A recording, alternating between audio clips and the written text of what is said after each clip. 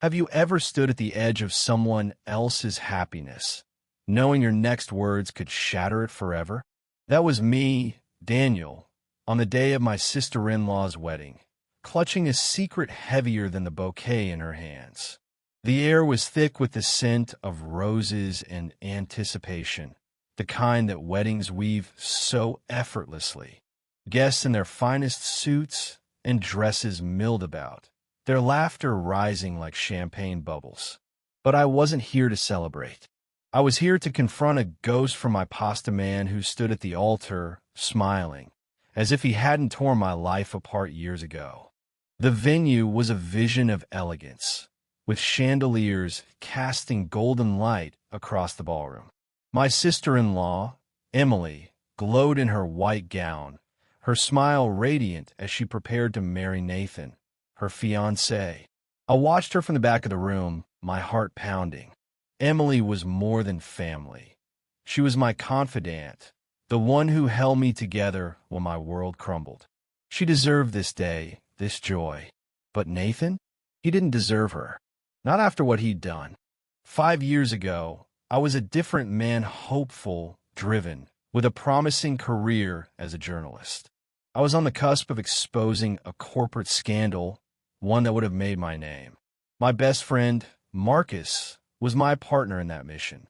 We were inseparable, bound by shared dreams and late-night talks over cheap coffee. But Marcus betrayed me.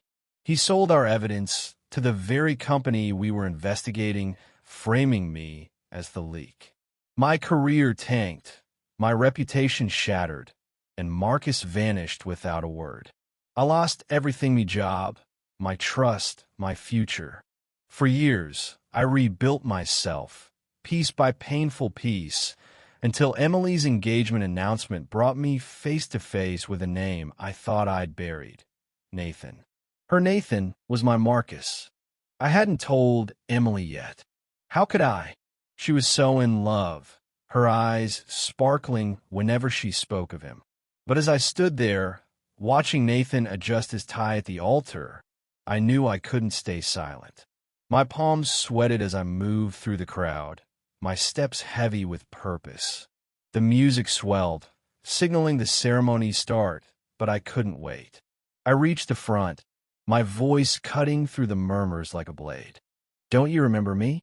I asked, my words loud enough to halt the organist mid-note. Nathan's smile froze. His eyes met mine, and for a fleeting moment, I saw a recognition, a flicker of fear. The room fell silent, all eyes on us. Emily, standing beside him, looked confused, her bouquet trembling in her hands. "Daniel," she whispered, her voice small. "What's going on?" I wanted to spare her, to keep her day perfect, but the truth was a tide I couldn't hold back. "Emily, this man isn't who you think he is," I said, my gaze locked on Nathan. "His name isn't Nathan. It's Marcus. And 5 years ago, he ruined my life." Gasps rippled through the crowd. "Nathano," Marcus stepped forward, his face a mask of calm. "Daniel, you're mistaken," he said smoothly. "I'm Nathan. I've never met you before." The lie was so effortless, it stung. But I was ready. I pulled out my phone, displaying an old photo of Marcus and me, laughing at a diner. The resemblance was undeniable. The crowd murmured, their eyes darting between us. Emily's face paled, her gaze flickering to Nathan. "Daniel, stop," she pleaded. "This is my wedding. Why are you doing this?" Before I could answer, a new voice cut through the tension. "He's telling the truth." I turned, stunned, to see a woman standing at the edge of the aisle. She was in her 40s, with sharp cheekbones and a steely gaze. Her presence was like a storm cloud, commanding attention. She stepped forward, her heels clicking against the marble floor. "My name is Clara," she said, addressing the crowd. "And I know Marcus, too. He worked for my company 5 years ago. He was the one who sold us the information Daniel was investigating. I kept quiet because I was complicit, but I can't watch him destroy another life." The room erupted in whispers. Emily's eyes filled with tears, her bouquet slipping to the floor. Nathan's composure cracked, his hands clenching into fists. "This is ridiculous," he spat. "Clara, you have no proof." But Clara was prepared.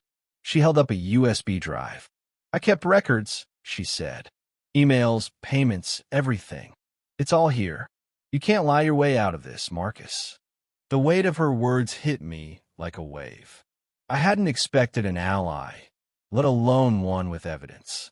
For years, I'd carried the shame of being branded a traitor, but Clara's confession shifted the narrative.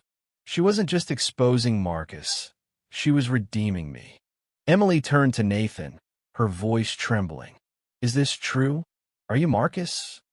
He hesitated, his eyes darting between her and the crowd. For a moment, I thought he'd deny it again, but then his shoulders slumped, the fight draining out of him. "Yes," he admitted, his voice low. "I'm Marcus. But Emily, I love you.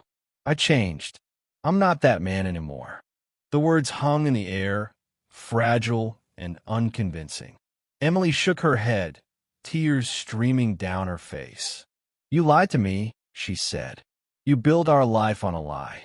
The wedding unraveled from there. Guests whispered, some leaving in discomfort, others staying to watch the drama unfold. Emily's parents tried to console her, but she pulled away, her strength emerging through her pain. She looked at me, her eyes raw but resolute. "Thank you, Daniel," she said. "I needed to know." Marcus was escorted out by security, his protests fading into the background. Clara approached me, her expression softened. "I'm sorry for my part in this," she said. "I was young, ambitious, and wrong. I hope this helps make it right." I nodded, unsure how to process her apology. The truth had cost Emily her wedding, but it had also freed her. And me. For the first time in years, I felt the weight of my past lighten, if only slightly. In the days that followed, Emily and I talked for hours. She was heartbroken but fierce, determined to rebuild her life on her own terms. She thanked me again, not just for exposing Marcus, but for reminding her of her own strength. Clara, too, became an unexpected ally, sharing her evidence to clear my name. The scandal I couldn't expose 5 years ago finally saw the light, and my reputation began to mend. As for me, I learned something profound that day. Truth, no matter how painful, is a gift. It can shatter illusions, yes, but it also builds foundations for something real. I stood at the edge of Emily's happiness and chose to speak, not out of vengeance, but out of love for her, for justice for the man I used to be. And in that choice, I found redemption, not just for myself, but for all of us who carry secrets too heavy to bear alone.